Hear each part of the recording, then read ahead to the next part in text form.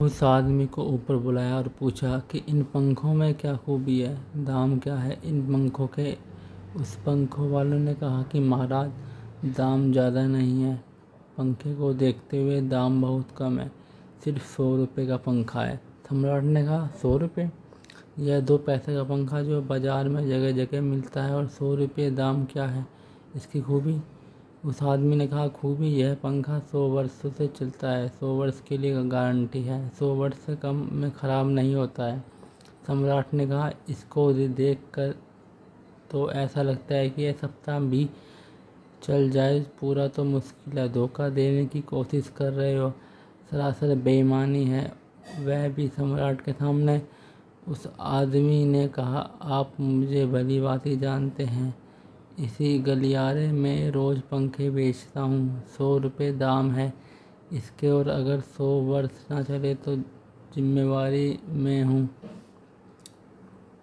रोज़ तो नीचे मौजूद होता हूँ, और फिर आप सम्राट हो और आपको धोखा देकर जाऊँगा कहाँ? वह पंखा खरीद लिया गया। सम्राट को विश्वास तो न था, लेकिन आश्चर्य की बात है, वह आदमी सरासर झूठ बोल रहा था। किस बल पर बोल रहा था? पंखा 100 रुपये में खरीद दिया। उनसे कहा कि 7वें दिन भी उपस्थित हो जाना, तो 4 दिन में ही पंखे की डंडी बाहर निकल गई।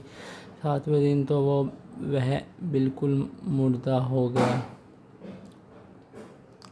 लेकिन सम्राट ने सोचा कि शायद पंखे वाला आएगा नहीं, लेकिन ठीक समय पर 7वें दिन वह पंखे वाला हाजिर हो गया, और उसने कहा, कहो महाराज। उन्होंने कहा, कहना नहीं है, यह पंखा पड़ा हुआ है, टूटा हुआ है, यह 7 दिन में ही यह गति हो गई है। तुम कहते तो 100 वर्ष चलेगा, पागल हो या धोखेबाज क्या हो? उस आदमी ने कहा कि मालूम होता है आपको पंखा जलना नहीं आता था, पर पंखा तो 100 वर्ष चलता है, पंखा तो गारंटी है, आप पंखा जलते कैसे हो? सम्राट ने कहा, और भी सुनो, अब मुझे यह भी सीखना पड़ेगा ये पंखा कैसे किया जाता है। उस आदमी ने कहा, कृपया करके बताइए, इस पंखे की गति 7 दिन में ऐसी कैसे बना दी आपने? किस भांति पंखा किया? सम्राट ने पंखा उठा कर दिखाया, उस भांति मैंने पंखा किया है। उस आदमी ने कहा, समझ गया भूल, इस तरह पंखा नहीं किया जाता। सम्राट ने कहा, क्या रास्ता है पंखा झेलने का? उस आदमी ने कहा, पंखा पकड़िए सामने और सिर को हिलाइए, पंखे 100 वर्ष चलेगा, आप सम्राट हो जाएंगे, लेकिन पंखा बचेगा। पंखा गलत नहीं है, आपको झेलने का ढंग गलत है।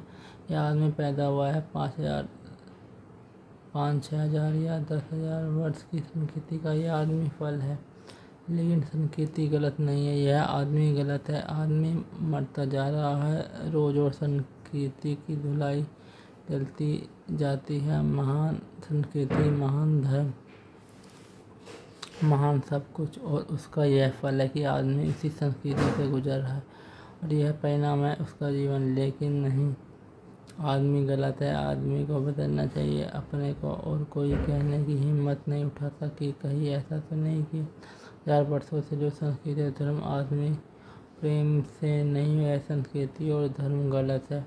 और अगर 10,000 वर्षों से आदमी प्रेम से नहीं भर पा रहा, तो आगे कोई संभावना ही नहीं इसी धर्म संस्कृति के आधार कि आदमी कभी प्रेम से भर जाए।